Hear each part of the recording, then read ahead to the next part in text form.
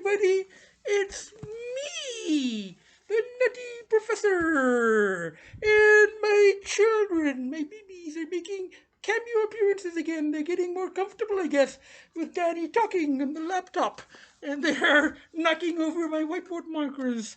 Sweetheart, that's toxic. Don't be fooling with that. Now, don't let that, Now they're getting more comfortable. You might have to go to your room in a minute, they're getting more comfortable, but I wanted to introduce you to the two biggest pushes imaginable. One is trying to climb up onto and this one I think is Finn. He's named Finn because he does like to write, and he climbs up onto the keyboard and he works at it, and he creates neologisms, which reminded me the first day I got him when I was fostering him, and when the two of them, they were just about 4 weeks old at the time, and it reminded me some of his writing, and I've included it as Finn's contributions in the stuff I was writing at the time. But it's a bunch of letters together: C, Z, Z, Zaz, Kaz.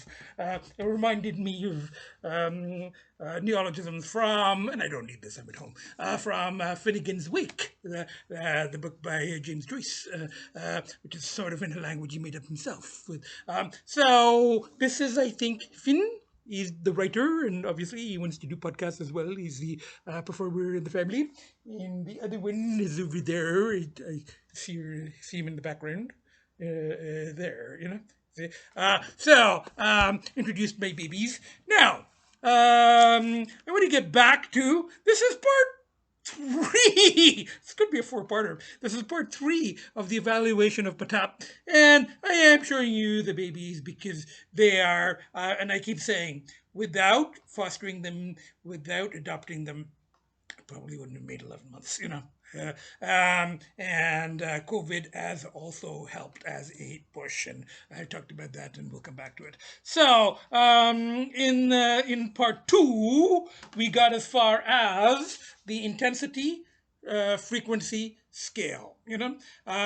Now step 5, and kind of stumbled onto this one. I call it POIT, a point, personification of it. And I've explained in a much earlier podcast where that came from. A friend of mine had said that he had some addictive issues, and he had said that he visualizes his addictions as a dog that you keep chained up in the backyard, and you take it for a walk once in a while, and you have it little exercise, and you bring it back, and then you chain it up again. You have a minor little binge, and then you go to the bar, you have a few drinks, you smoke some weed, you whatever, you come home, and you put the dog back. That you chained it up again. But I'm like going, look. Well, my addictions, when I binge, it's not some little dog, that I can take for a walk and I bring it back and I chain him up. It's more like a werewolf. I turn into it and just keep going and rampage, a danger to myself, So I came up with the inner werewolf, a personification of it. And I've mentioned Carrie Fisher many times in these podcasts, and she did die at age 60 of, she was, they did find cocaine and MDA in her system, and she also had, bipolar issues, and she was she spoke out, about her own issues, and she wrote about them, and really remarkable person. But she, in her books, in one of her books, I think it was in The Best Awful, I found out, and this is after I'd come up with my own theory, my own personification of it, that she also had a personification of it, but it was a historical figure, Lucretia Borgia. And I talked about that in a previous podcast. So, personification of it at one time, and you know what? I looked up ways of killing werewolves, and they don't like silver. So we have made totems or symbols with the silver coin, which I'd keep by my ego chair over there when I was battling cravings. It's supposed to be bad for werewolves. didn't really hurt at all that much, but it's just as simple as that. Personification of it, I use it less these days. I used to refer to it earlier in the process, but and it's kind of a fun one, it's, personifying one's cravings. And as I said, Carrie Fisher did it, with a person, Lucretia Borgia, it was Lucretia Borgia who wanted to binge and go have random sex and all of that stuff, her inner Lucretia, now we get to step 6, or sixth stage, or whatever you want to call it, and the 6th stage is divided up. It's specific methods of dealing with it, and the acronym for that is SMODWE, specific methods of dealing with it. And the first one is A, so it's divided up. Number 6 is divided into 5 steps. So we end up with about 10, 11 anyway. So A is RCE, rechanneling of energy. Now for me, writing, reading, podcasts, going to movies, and rechanneling into looking after my children.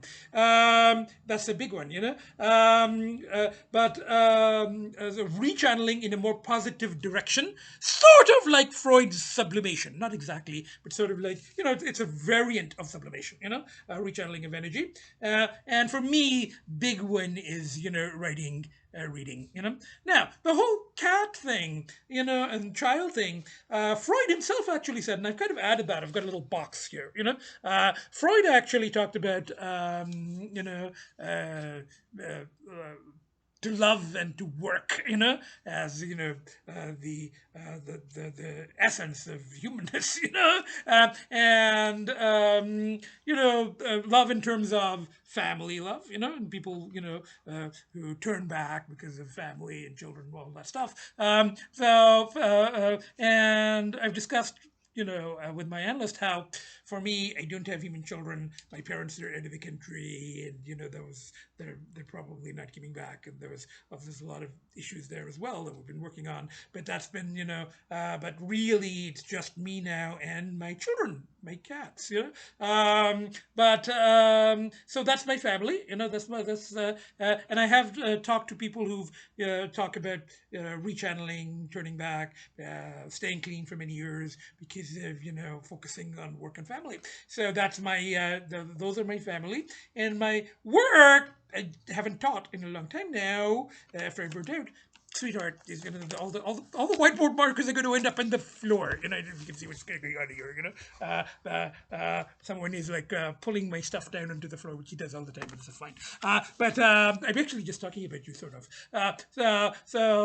Family, and my work is, I don't have to, in sort of a fortunate position of not having to, work to support myself at this point.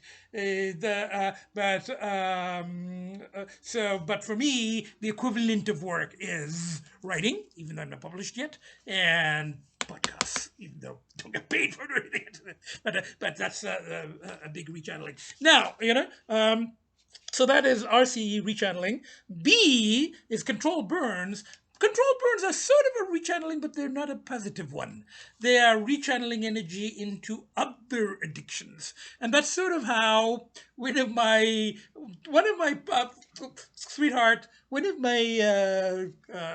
dry erase markers has gone away in this child's mouth. And I have to pick it up, don't be eating this stuff. This is toxic. You can't be like playing with whiteboard markers. I got it.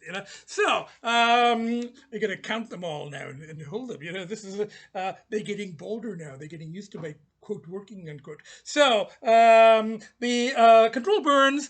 For a while, I'd stopped drinking for 22 years, but then I started again about 3 years ago, and it was sort of a controlled burn, forest fires, and we have a really nice illustration of it in the previous podcast, where you set a fire to prevent the fire from spreading. So for me, drinking, going back to drinking, had actually been a controlled burn, and this started to get out of control.